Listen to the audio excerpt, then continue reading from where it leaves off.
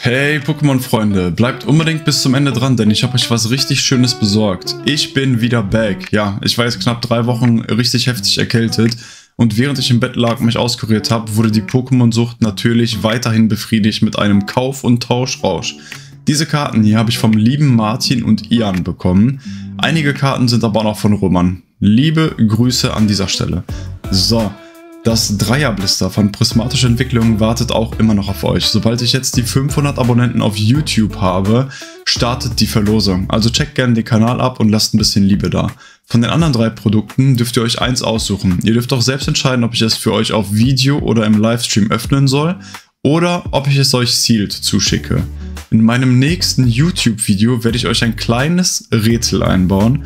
Und wer das zuerst in den Kommentaren gelöst bekommt, der darf sich ein Produkt aussuchen. Genießt das restliche Wochenende und startet gut in die neue Woche rein. Euer Skippy.